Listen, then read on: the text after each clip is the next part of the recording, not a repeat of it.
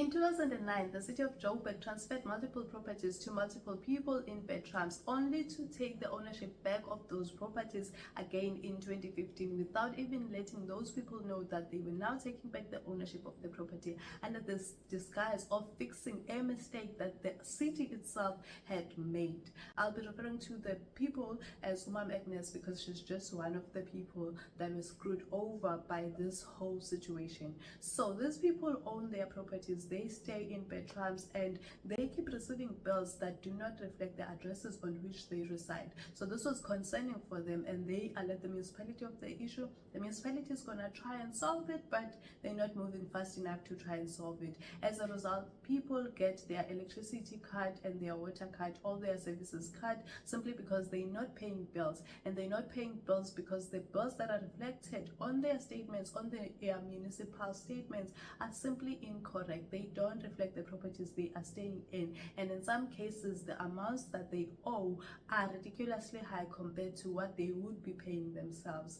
And in a case of Ma'am Agnes especially, she had a bill that was coming in from a center, a nearby center, that she, according to her knowledge, did not own, but the bill was reflecting that center, and therefore it was reflecting that she owed 400,000 rands, not 400 rands, 400,000 rands. So this was insane, and there was definitely no way she'd be able to pay this, so she just did not pay.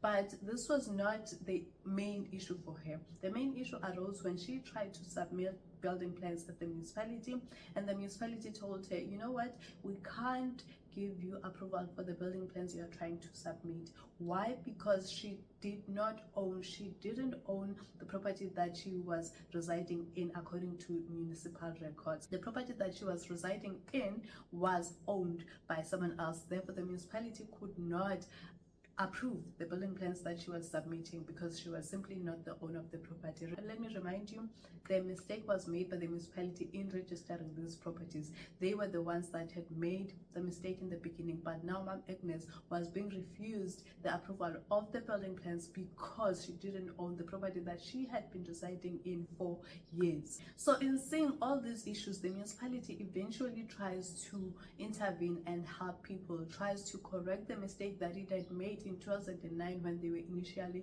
registering these properties. How were they gonna fix this mess? They were gonna do rectification transfers. So in conveyancing terms, it just means that you are fixing a thing about a title deed. So a title deed has an incorrect piece of information and you are rectifying that. So people gave consent to the municipality to fix the issue of mixed up ownership, but they didn't know that they were signing off the rights of ownership to their property because this is not what they were told.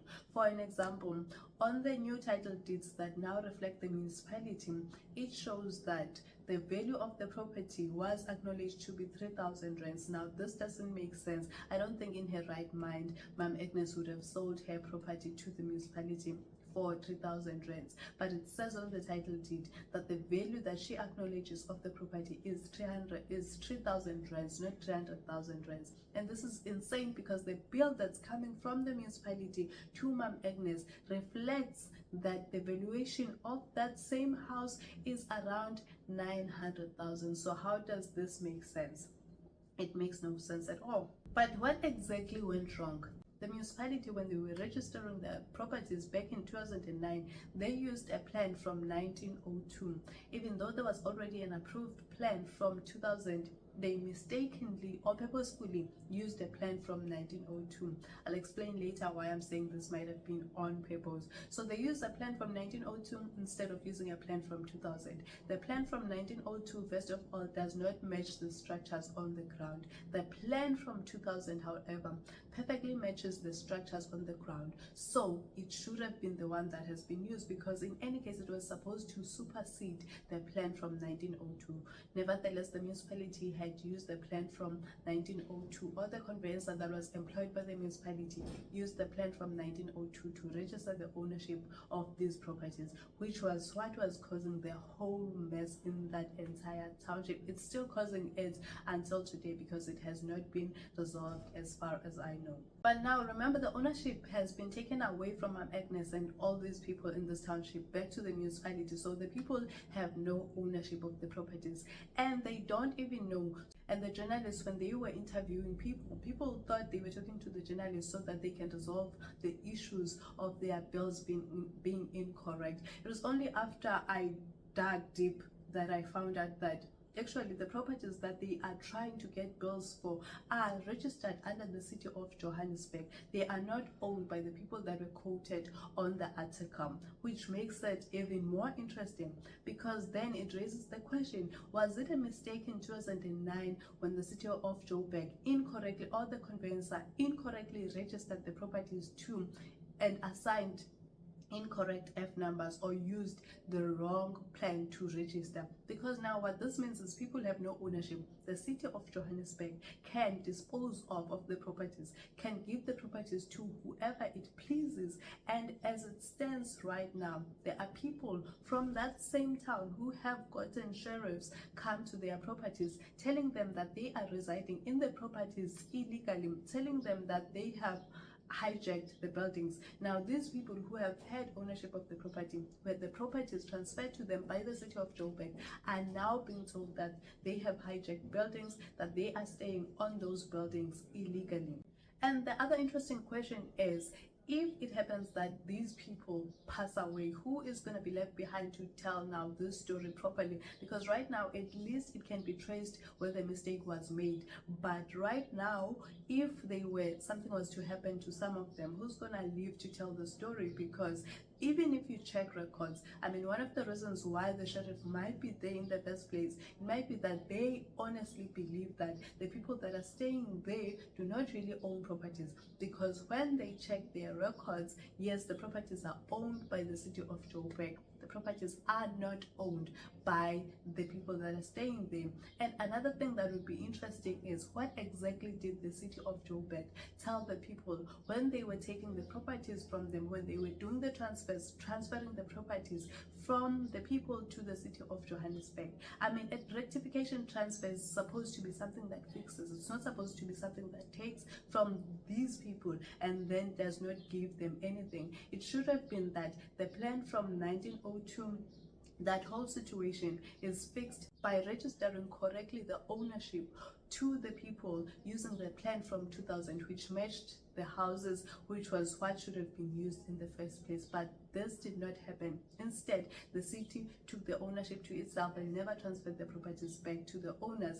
And this happened in 2015. Now you have a plan from 1902, and that plan should have been superseded by a plan from 2000, which did not happen during registration in 2009. So a plan from 1902 is used instead of a plan from 2000, even though the plan from 2000 is already 9 years old. Now, 6 years later, the municipality says they are fixing the issue that happened in 2009. But instead of fixing that issue, they are taking the properties back to themselves, and then they do not transfer the properties back to the people. It's now 9 years later. Now it's 2024, and the properties are still with the municipality, and the municipality officials can dispose of the properties, can give the properties to whoever they please. They can sell the properties to whoever they seem fit, despite there being people staying there, because those people are regarded by the municipality as staying there illegally. They are grouped under people who have now hijacked buildings. But if this was a scam, it is a brilliant scam. Imagine you make a mistake so that you can say you are rectifying the mistake, and then you don't really rectify the mistake. Instead of rectifying the mistake, you simply take ownership of the property and you keep the property to yourself, and you transfer the property at a later stage to whoever you want to transfer it to. Imagine if something happens to Umam Agnes or any of these people that are staying in bedrooms. This is going to be very complicated. And imagine if the sheriff successfully evicts the people that are staying there. Imagine the battles they have to fight just to get the ownership of their properties back for a mistake that was made by the city, if it was a mistake. If it wasn't a mistake, imagine what exactly is going on in the city of Johannesburg when it comes to property scams. If city officials themselves can be involved in a scam like this, because if this is a scam, it's a grand one, it's a perfect one, it cannot be easily traced if you are someone who does not really know how these things are supposed to work, it's not something you would easily see. And people are sitting there thinking they have ownership of the properties while they have zero ownership. Now, if you like this video, remember to like it, comment below, and share so that your friends can also see it. I am coming to you from Evolved Klala Pants. I'm here in Konopia. If you think you like this, the background, just because I like the touch of this background, they are interior designers and they also do office finishes. So that's why I've just set up here to take this video. If you like anything that you've seen today, you can come down here in Konopia and check out their showroom. This is their showroom. This is part of their showroom. Anyways, I am Rose Ginya, your property babe. See you next time.